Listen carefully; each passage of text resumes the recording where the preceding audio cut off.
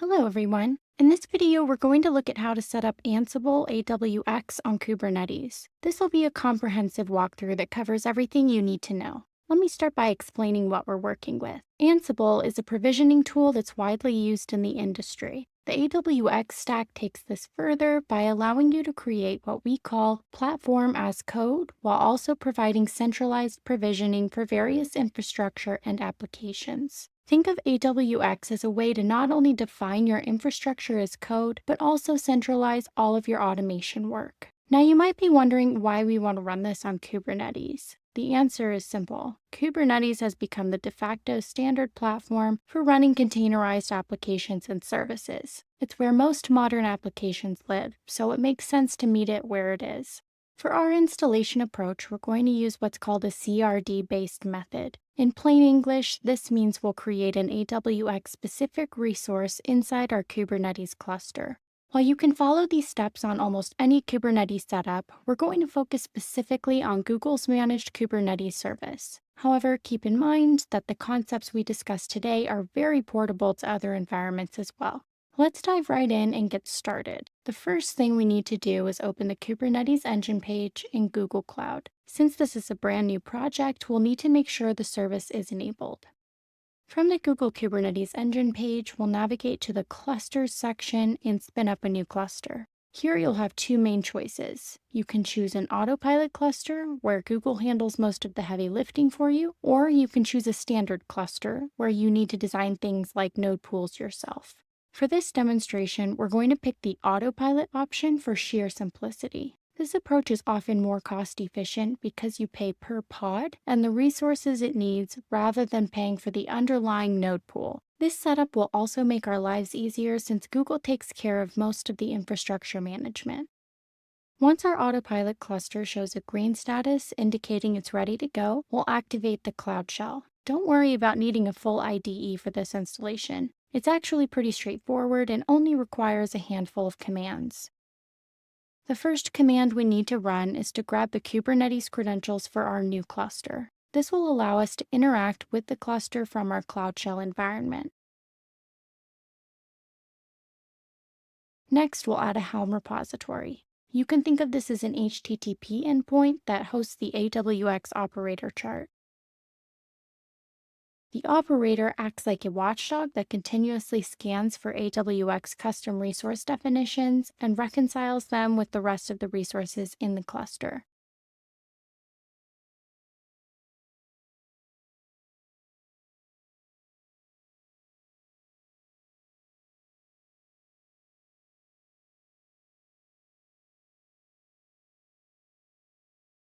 Let me explain how this works in more detail. There's a bit of back and forth in this flow. The operator watches the CRDs and gets updates from them when they're modified. Then it deploys a bunch of resources into the Kubernetes cluster based on those updates.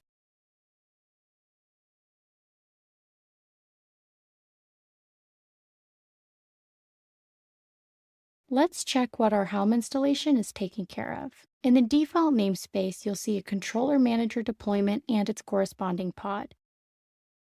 This is essentially the brain that does all the watching and management. Now we have two possible paths we could take.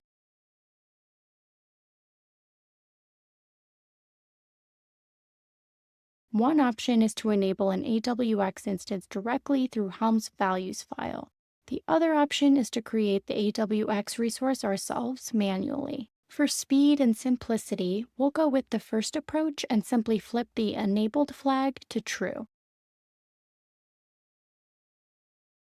To do this, we need to perform a Helm upgrade and set the AWX enabled parameter to true.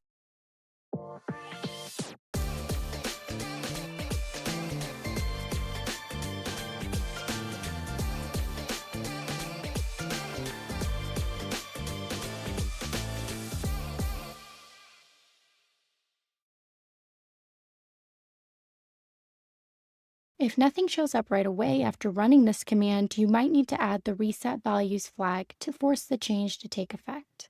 Great, now we're making progress. You'll see a Postgres instance starting to come online for our AWX instance. Along with this, we'll get a bunch of other resources as well. These include services, pods that are controlled by a stateful set, persistent volume claims, and configuration maps.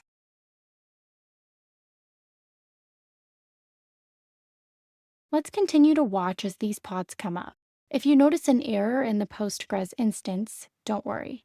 We can fix this with one more configuration flag. We'll do another Helm upgrade and set the AWX spec Postgres data volume init parameter to true. This basically sets up the proper permissions so we don't continue to get that error for our AWX instance.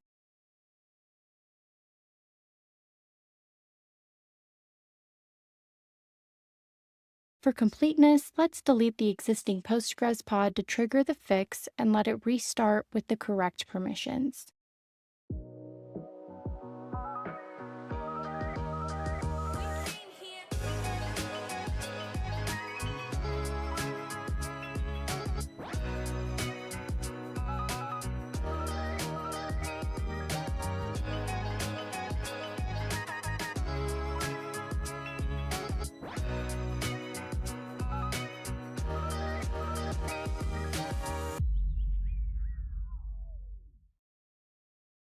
Excellent. Now it seems we're up and running with the Postgres instance. Simply recreating that stateful set picked up the change we needed and got everything into a healthy state. Before we move forward, let's do a quick sanity check on our services. You'll notice that we're deploying in a private way with cluster IP addresses, which means there's no public exposure yet. You can see that internal IP address, and that's our hint for the next step. Let's set up port forwarding so we can access our new instance.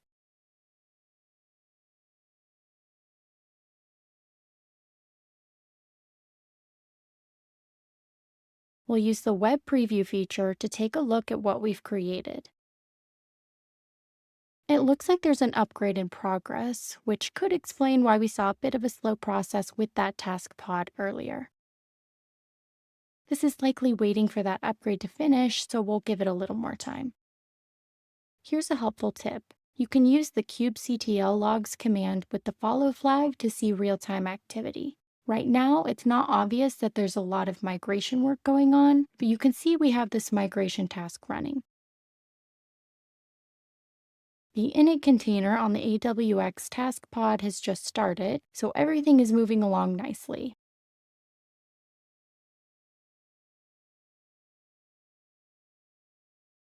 Now we need to grab the admin password.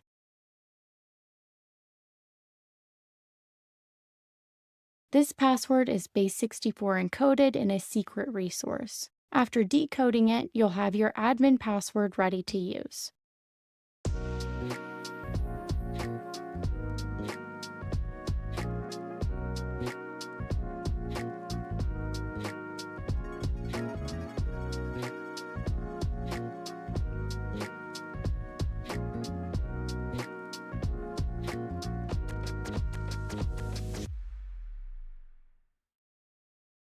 It looks like through the provisioning process, we might have had a small restart of our AWX pod. Let's try using our password again to log in.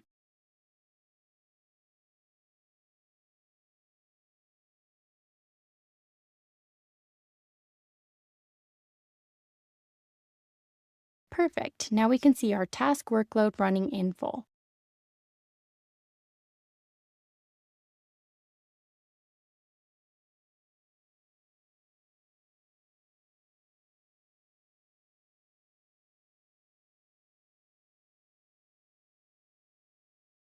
I suspect there might be an issue with the Helm chart where if you remove and then re-add the AWX instance, it might keep some of that database data. We can work around this by using kubectl exec to log into the AWX instance and running the AWX manage change password admin command. Since our instance is private, we can give it a pretty basic password for now.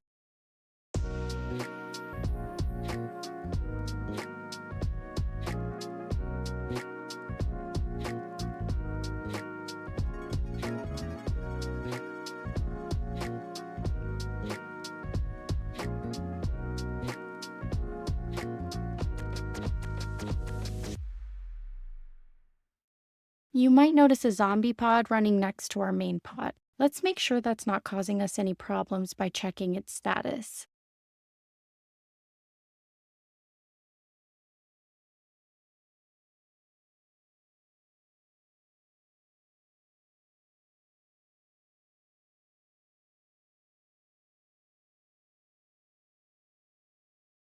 If everything else looks fine, our next possibility is that our passwords have been correct all along, but our preview environment isn't handling cookies properly.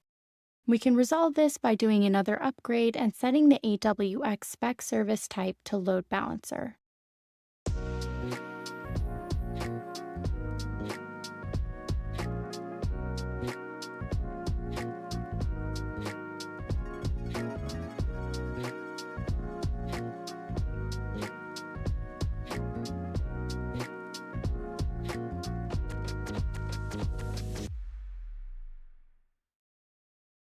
It's important to note that because we're not directly provisioning this through Helm, we have the controller pod that's managing the resources for us. Some of these changes can actually be quite slow to take effect. If you look at the logs, you'll notice that reconciliation only happens periodically on a loop. So we might need to wait a bit for our changes to actually reflect on our AWX instance. Hopefully we'll have an external IP address shortly that we can use to access our instance directly.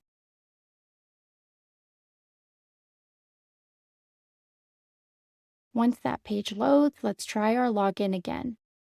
Excellent. Now we're good to go. As suspected, our preview environment was causing some issues, but when we access the instance directly, everything works perfectly. This also nicely showcases how you can customize the experience and how changes will eventually reflect in the system. In a future video, we'll talk about all the different components of AWX and how you might want to actually use this platform in real-world scenarios. But hopefully this walkthrough helps you get started with a working instance. One final pro tip for production environments. While we've been providing configuration values as command line arguments, what you really want to do as you move towards production is store these settings in an actual YAML values file and manage your configuration as code. For example, you would create a structure where you specify that AWX enabled is true, and you build out the spec section with all your desired configurations. This file should be checked into version control so you can manage your instance using infrastructure as code principles with automatic provisioning. You'll also know exactly what you deployed in a more declarative way. The command to use this approach with your Helm operations would be to provide a values file using the values argument with your Helm upgrade command.